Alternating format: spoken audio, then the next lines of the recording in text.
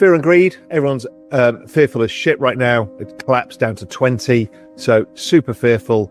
Again, these tend to be good inflection points to start thinking about absorbing. We're seeing exactly the same in equities, funnily enough. The NASDAQ, we've suddenly gone to this massive bearish sentiment. 80% of all surveys are bears. Those tend to lead to almost V-shaped recoveries. So now, can we have another, one or two sharp sell-offs around these levels? Possibly. But basically, it's telling us everyone's got way too bearish, worrying about global growth. The fear gripping the market is palpable, and Bitcoin is taking a nosedive. According to Raoul Pal, CEO of Real Vision, if history holds true, the worst may not yet be behind us. Bitcoin is under pressure, with the fear and greed index dropping to 20, signaling extreme fear among investors. In past instances of panic, these fear-driven moments have often signaled key turning points for Bitcoin, with significant rebounds following the sharp declines. This isn't just a crypto issue. Stocks are also experiencing a wave of pessimism, with 80% of surveys indicating extreme pessimism. While the possibility of further drops exists, the stage is being set for a potential reversal. When the market sentiment hits these levels of fear, it typically means that the worst has already been priced in. Be sure to stay until the end of the video as Raoul Pal unravels the true problem of the crypto market. Also, if you enjoy listening to crypto-related content, please show your support by liking and subscribing to this channel by following the link in my bio, and get access to my free daily crypto updates and expert predictions direct to your inbox. Each newsletter contains on-chain data, forecasts and expert predictions. All of this is available free of charge. It only takes a moment to sign up and you can always change your mind later. Now back over to Raoul Pal. If you're using leverage, you are going to get blown out and you're going to lose control of your tokens. That is rule number one. Do not lose control of your tokens. Do not use leverage. Don't FOMO and don't get fearful at the wrong points in the cycle. We have a framework. It's there to help you. We are still early stage within the final year of the crypto bull market when a lot of the big gains come. It's time not to lose your shit. Have patience. See the bigger picture. Also, how you construct your portfolio. I'm saying, well, 35% pullbacks are par for the course. And you're saying to me, oh my God, my fucking portfolio is down 80%. It's because you're not using the don't fuck this up thesis, which is you can only have a small part of your portfolio in the smaller tokens. Yes, I also understand that Solana is down 55% or 53% today. And it's painful for many of you because Solana's a big position. But again, over time, you'll see that this kind of volatility is normal in a token at this stage, and you should be fine with all of that. So if you can, you buy the dip. And let me show you why and how. So I'm going to run through some charts for you that Julian and I put together specifically for you. These are from Global Macro Investor, which is my preeminent research service. Firstly, the chart that everybody knows about. This is the chart Julian and I came up with, Global M2 in dollars with a 10-week lead over Bitcoin. Now, we were not sure whether it was going to follow this exactly because we had an identical setup in Global M2 in 2017 in the last Trump cycle. And what happened is crypto collapsed 35% in a week and then slowly recovered with CHOP. I wasn't sure whether we were going to have the full sell-off to follow this pattern or we were going to go sideways over the period. We eventually went sideways first and then had the sell-off. Either way, it's on track exactly as Global M2. What it's saying to you is that financial conditions that tightened last year due to the dollar rallying in anticipation of Trump and also rates going up in anticipation of tariffs, well, that is what's playing through now. Now, if you look at the chart going forward, that reverses. Yes, there's going to be a period of chop. We're going to be finding the lows around here, and I'll come more on that in a sec. Then there's a period of chop, and then we start coming back up the other side. So it's nothing to concern yourselves with. Volatility is part of the game. Without the volatility on the downside, you don't get the 150% returns or more on the upside. So anyway, calm down, have patience, let this play out. Solana, I know many of you are in Solana, and Solana got nuked because of the collapse of the meme coin economy. Now, I think Solana, as you know, is a very broad, deep protocol. There is a lot of activity that goes on. There will be other activity that replaces memes. Some memes will come back to life. It is not what people are saying. It's a scam coin. It's a dead coin. It's all fucking nonsense. But Solana has overshot versus global M2. And that is this last leg of the cycle. So Solana is looking very cheap. And I'll show you a bit more on that in a sec. So that's interesting. Again, you should be thinking about the dips. Solana should outperform Bitcoin for the rest of this cycle, and Ethereum too, with Sui outperforming Solana. Those are my bets. Now, I don't want to hear from you saying, yeah, but what about this token and that token and my token's better than your token? This is not a fucking player versus player world.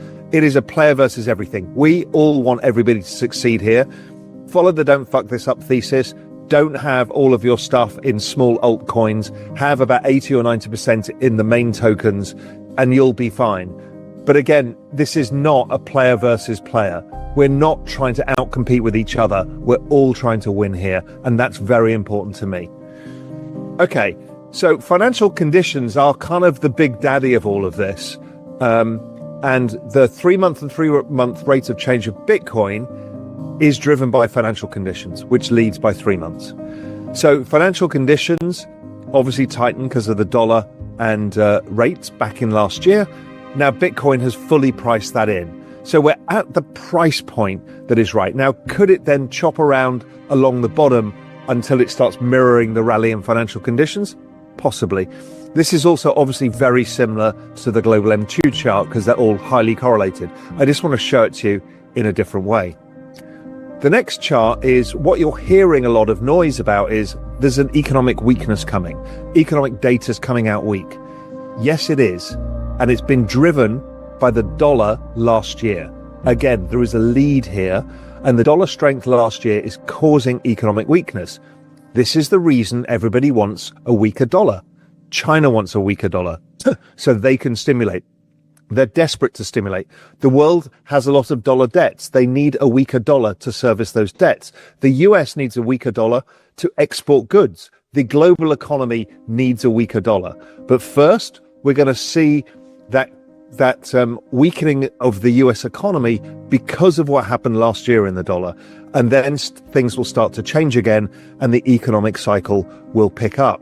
Now, that probably also means that rates will come lower because economic data is weaker. So that's playing into our idea that financial conditions are going to ease over time. So it's yet building a more positive case. No, it's not going to be a recession. All of that talk is nonsense. Economic data will weaken for a bit and then strengthen. But this is all good for us. Yes, tech stocks are slightly worried about weaker growth. But again, when we can look forwards, using the analysis, we can see recovery is round the corner. Now, when we look at last time around in 2017, when Trump came in, we saw a very similar thing. Economic surprises fell off a cliff because the dollar had strengthened in anticipation of Trump coming into office. That then eventually reversed and the economic cycle picked up massively and the dollar weakened hugely. And that drove what was a very large crypto and risk cycle, even though the Fed were raising rates. You see, global financial conditions are the key thing here. And that could be driven by the US, or it could be driven by China, or it could be driven by Europe. It could be any of these economic powers, or it could be all of them. So as the dollar weakens, we're already seeing that mechanisms like dollar yen are starting to move a lot more. Now, dollar yen is incredibly important because the Japanese banking system is the heart of the Eurodollar system. They're the ones who lend out dollars into the global economy, and that finds itself its backdoor into China that allows China to service its dollar debts. And if the dollar is weaker, then China can weaken its currency. It can then stimulate more aggressively. It needs to do trillions of dollars of QE to service the bankrupt real estate sector and other parts of the non-performing loan sector. So anyway, that's all to come. If we look at the dollar now versus then, very similar. Trump back then said the dollar is too strong. They've already talked about it, him and Scott Bessent. They've already talked about the long end of rates. What they want is the dollar to, first they will use the dollar as a bargaining tool with the Chinese, the Europeans, the Canadians, the Mexicans to get the tariffs in place. In exchange, they will give a weaker dollar. That helps everybody out. We could all then move forwards with the global economy, and the global economy should be strong. The back end of rates, which is like 10-year rates and stuff, well, that's going to help you guys too, because your mortgages will come down and borrowings for corporations will come down. And that gives everybody more money and that stimulates economic growth. This is all to come. They've made it very clear that that's what they want to do. Global M2 back in 2017, exactly following this cycle. Same kind of administration with the same tariff policies. Dollar reacted the same, the markets reacted the same. So again, don't expect these to be perfection, but expect this to start playing out again. If this is the case, then M2 is going to keep going up all fucking year. If that is the case, then crypto and risk assets like tech will do well all year.